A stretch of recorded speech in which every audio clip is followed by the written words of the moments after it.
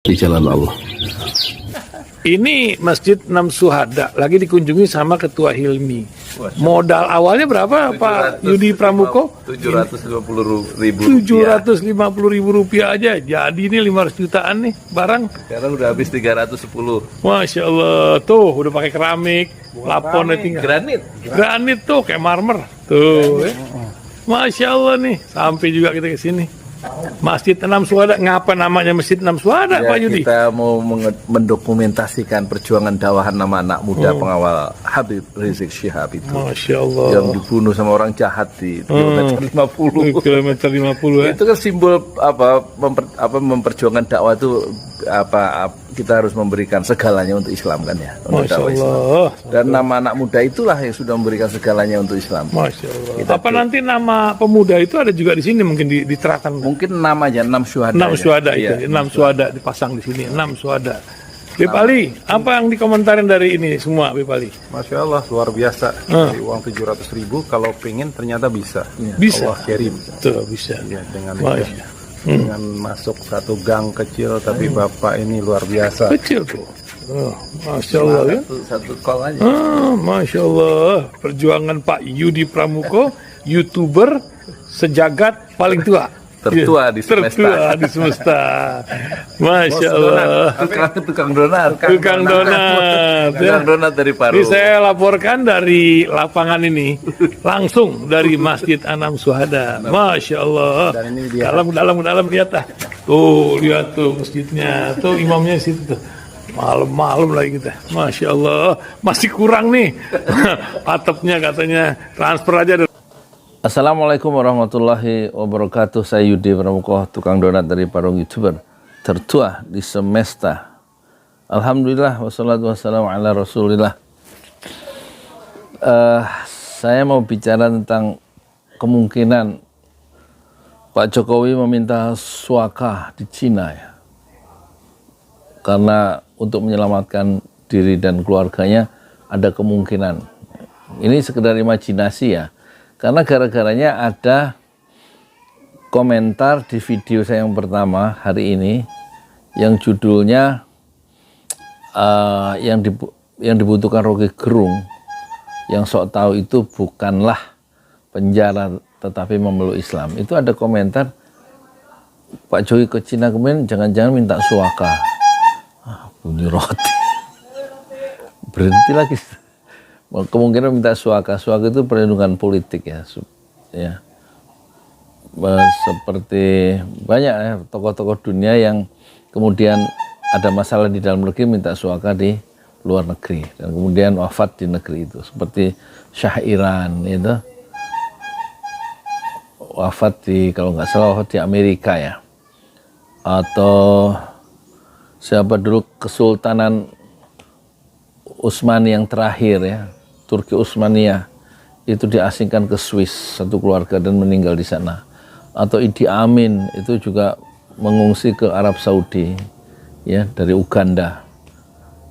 Contoh itu ada dalam sejarah dan saya kemudian agak agak terkaget ketika kemungkinan Pak Jokowi minta suaka ke Cina. Tapi itu sekedar ini ya, sebuah kemungkinan ya.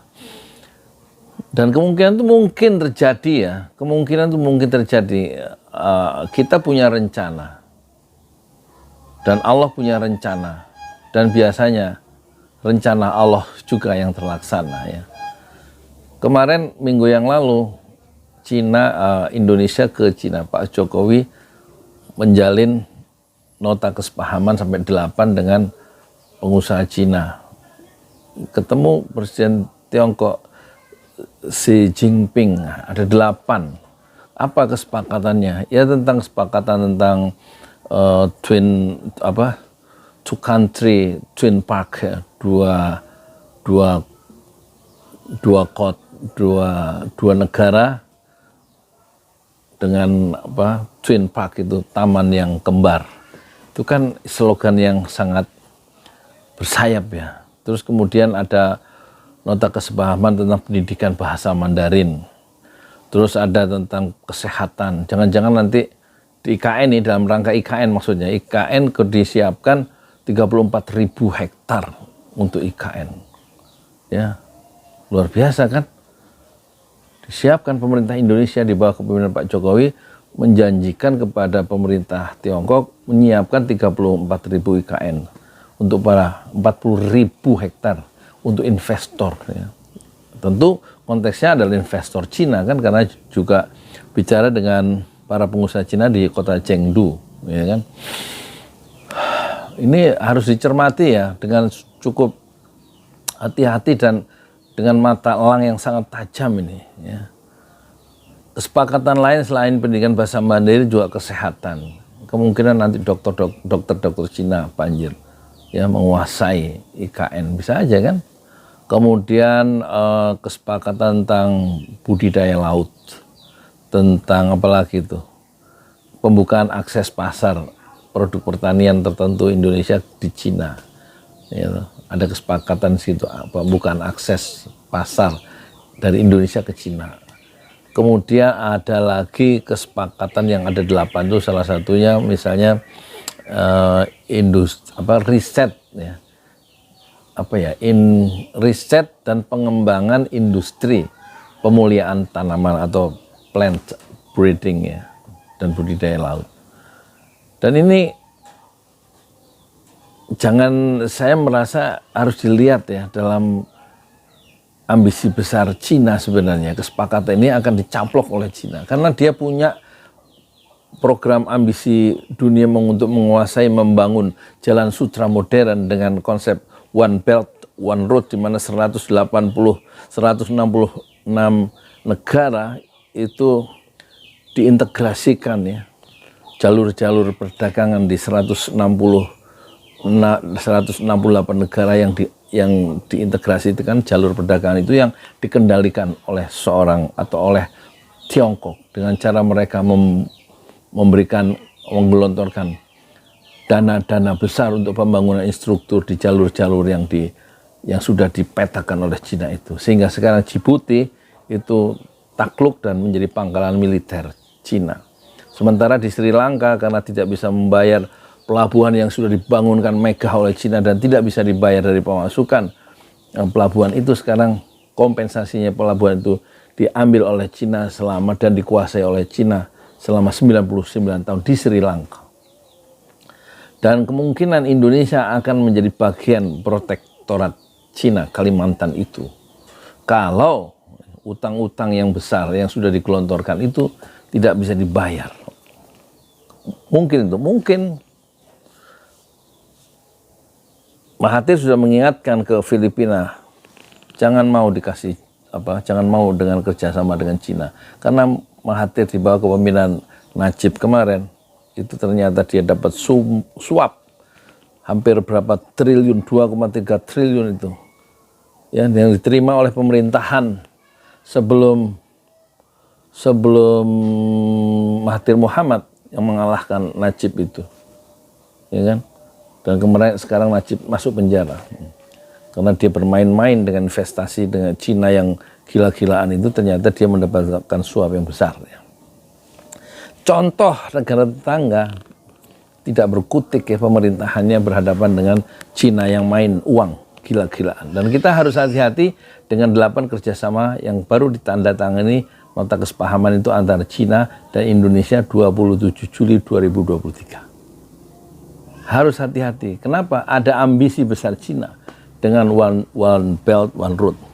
Dan tampaknya kita tidak memiliki pemimpin yang punya kekuatan untuk bertarung secara internasional. Pak Jokowi bukan tipe orang petarung di internasional. Ya, bagaimana bisa bertarung? Ya. Kemampuan bahasa Inggrisnya juga sangat lemah. Ya. Kemampuan memahami geopolitiknya juga tampak lemah. Tidak begitu meyakinkan setidak-tidaknya kalau kita dibanding kita melihat profil internasional dari SBY, Habibie atau Bung Karno misalnya, atau Pak Harto, ya kan? Jadi inilah perkembangan politik terakhir, dan kalau ada apa-apa kemungkinan itu sangat mungkin Pak Jokowi kalau ada apa-apa di dalam negeri dan tidak bisa lagi dilindungi karena rakyat itu marah dan rakyat kemudian menggulung istana, misal ya, kemungkinan Tiongkok menjadi satu-satunya pilihan untuk menjadi tempat berlindung secara politik, menjadi tempat suaka politik yang pertama dan yang terakhir buat Pak Jokowi sekeluarga. Ini imajinasi ya, hanya imajinasi berdasarkan sejarah Shah Iran, sejarah Uganda, kemudian sejarah Benigno Aquino, tapi dia pulang dan kemudian ditembak di bandara, ya kan? Atau sejarah Kesultanan Turki, Utsmaniyah, atau yang disebut sebagai dalam bahasa barat sebagai Ottoman. Dalam video yang dramatis, mereka dipaksa untuk naik kereta satu keluarga oleh pemerintahan Kemal Atatürk yang sekuler itu. Mereka meninggalkan Turki, Istanbul apa Ankara, menuju tanah pembuangan, tanah suaka politik di negeri di Eropa, Swiss, dan mereka satu keluarga dengan penuh tragedi tidak pernah kembali dan wafat satu demi satu di tanah pembuangan di Swiss. Saya Yudi Pramuko, tukang donat dari Parung YouTuber, tertua di semesta fasbir sabrun jamilah. Bersabarlah dengan kesabaran yang indah. Assalamualaikum warahmatullahi wabarakatuh.